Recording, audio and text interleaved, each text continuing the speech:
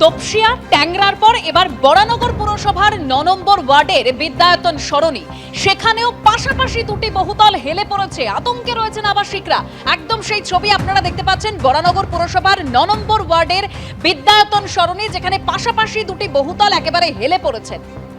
বিভিন্ন জায়গায় সেই একই ছবি।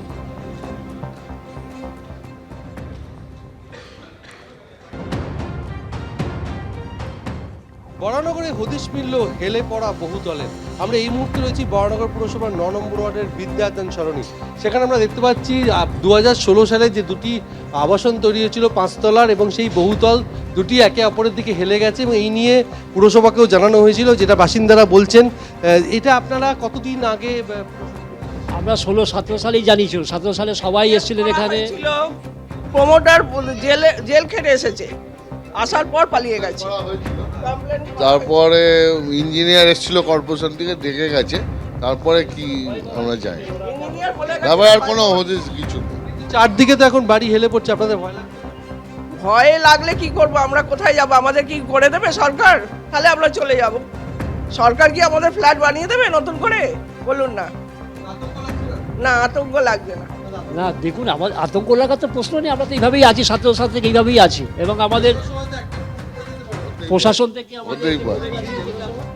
প্রশাসন থেকে যা বলে গেছে, কোনো ভয় পাওয়ার কিছু নেই। যে দুটো বহুতল পুরোপুরি প্রায় মিশে যেতে বসেছে, এবং বহু বছর ধরে এই অবস্থা, এবং কোনো রকম ব্যবস্থা নেওয়া হয়নি। প্রমোটার গ্রেপ্তার হয়েছিল, তারপর থেকে প্রমোটার পলাতক, এবং এই অবস্থাতেই বহু বছর ধরে তারা রয়েছেন, এবং তারা আতঙ্কের মধ্যেই বসবাস করছেন।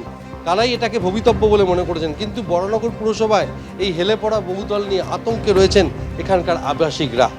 ক্যামেরায় শিবু পালের সঙ্গে সমীরণ পাল, এবিপি আনন্দ, উত্তর 24 পরগনা।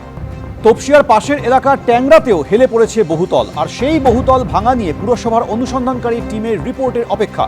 রিপোর্ট দেখে ঠিক করা হবে পুরো বহুতলটা ভাঙা হবে নাকি বহুতলের উপরিভাগ ভাঙা হবে।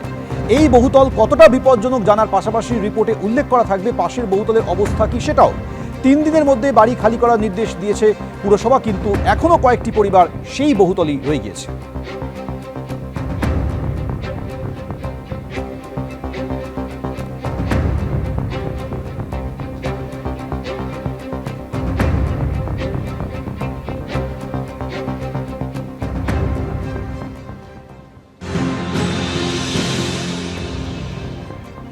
বৃহস্পতিবারই কলকাতা পুরসভার বিল্ডিং বিভাগের যারা আধিকারিক ছিলেন তারা ঘটনাস্থলে আসেন, এবং এই দুটি যে বিল্ডিং রয়েছে, অর্থাৎ 11/2 ক্রিস্টোফার রোড এবং অন্যদিকে আরেকটি নির্মীয়মান বাড়ি, দুটি বাড়িকেই তারা কিন্তু জরিপ করে গিয়েছেন। ইতিমধ্যে দেখা যাচ্ছে যে দুটি বিল্ডিংয়ে আলাদা করে এরকম করে সুতো ঝুলিয়ে দেওয়া হয়েছে, নিচে ইট বেঁধে দেওয়া হয়েছে, এবং ইন্সপেকশন টিমের যেটা বক্তব্য যে কোন বাড়ি বেশি ঝুলে রয়েছে বা বিপজ্জনক অংশ রয়েছে, সেটাকে তারা বোঝার জন্য গতকালকে বিভিন্ন জায়গা থেকে বিল্ডিংকে জরিপ তারা করেছেন। আজকে বিকেলের কিছু পরে এই সংক্রান্ত রিপোর্ট আসবে, এবং তারপরে সিদ্ধান্ত নেওয়া হবে যে বিতর্কিত কোন বিল্ডিংকে ভাঙা হবে বা সেই বিল্ডিংয়ের কোনো একটা অংশকে ভাঙা হবে কিনা। ইতিমধ্যে যেটা দেখা যাচ্ছে যে দুটি বিল্ডিংয়ের যে অংশ রয়েছে, একেবারে মাথার দিকের অংশ যেটা রয়েছে সেটা কিন্তু কার্যত সমান হয়ে গিয়েছে, একদিকে চলে এসেছে, এবং যেটা যত নিচের দিকে আসে সেই কিন্তু গ্যাপটা অনেকটাই বেশি পরিমাণে রয়েছে। এবং 11/2 ক্রিস্টোফার রোডের বাড়ির যারা আবাসিক রয়েছেন তাদেরকে ইতিমধ্যে 3 দিনের ভেতরে বাড়ি খালি করতে বলা হয়েছে, যেই সময়সীমা আগামীকাল শেষ হবে। এরই মধ্যে বেশ কয়েকজন বাসিন্দা তারা সরে গিয়েছেন, কিন্তু বেশিরভাগ বাসিন্দারা তারা কিন্তু রয়ে গিয়েছেন। তারা পরিষ্কার বলছে যে বিকল্প বাসস্থানের যতদিন না তারা আশ্বাস পাচ্ছেন, তারা এখান থেকে যাবেন না। ক্যামেরা শ্যামল জানার সঙ্গে সুকান্ত মুখোপাধ্যায়, এবিপি আনন্দ, কলকাতা।